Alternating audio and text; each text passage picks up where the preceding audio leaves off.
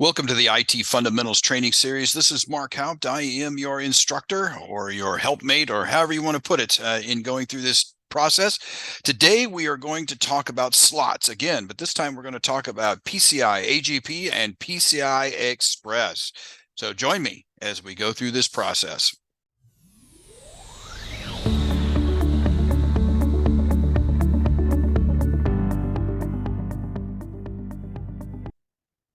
So welcome back to the IT Fundamentals Plus. We're looking in our IT Fundamentals book, page 13 and 14 and 15 today.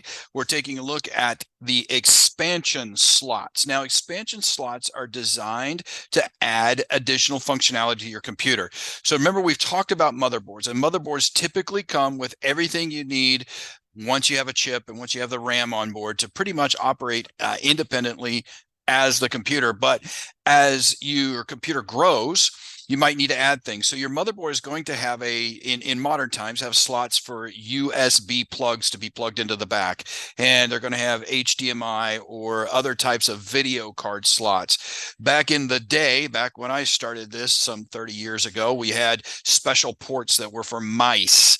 That were little round ones that had pins in them. We had other special ports. Those ports were called PS2 ports. And we had other special ports that were for keyboards and all sorts of different things like joysticks and printers, and every single one of them had a different look to them, and it was confusing and so on and so forth.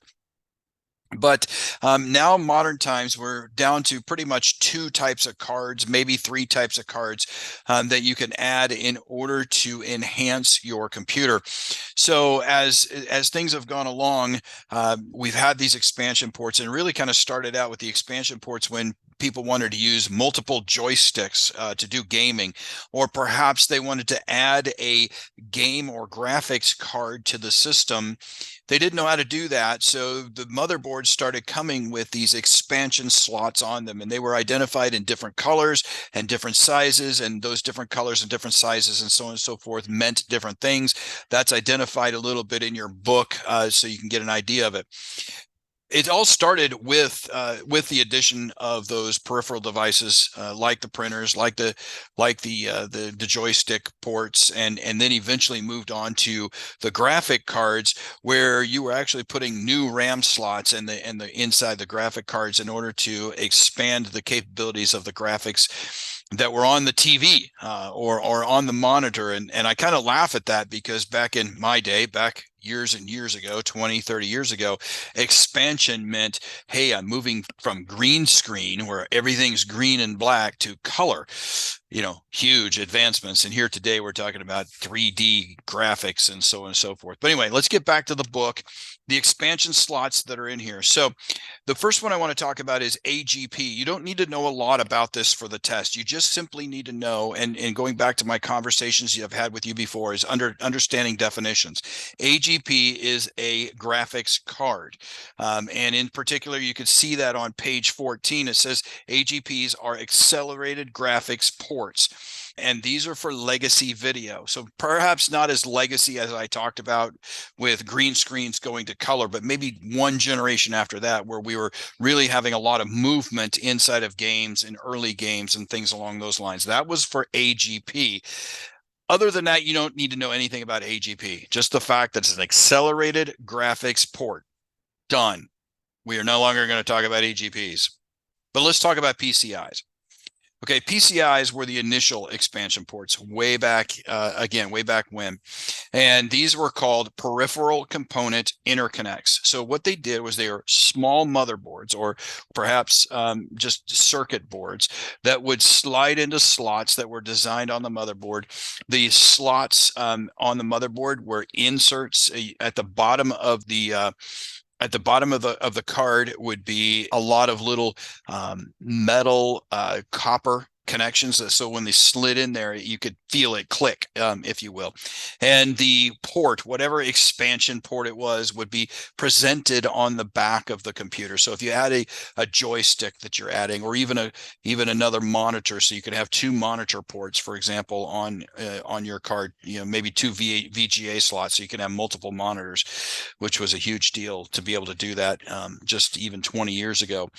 But it would be presented on the back of your computer in one of those expansion slots. So these PCI devices, now these have the copper that I was talking to you about, that's on the bottom of them.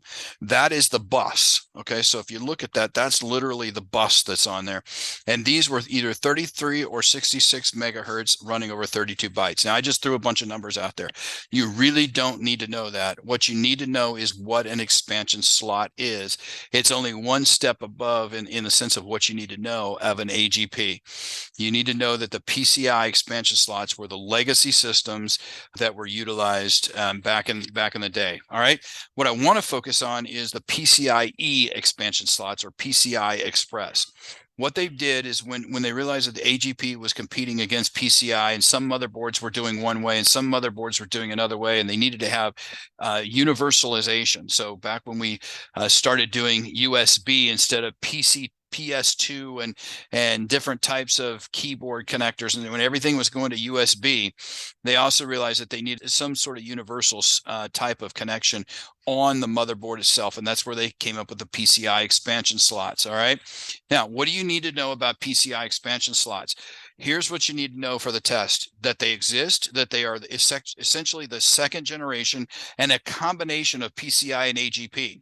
Okay, so you can have a PCIe a board that can do anything. So you're probably most familiar with a PCIe board.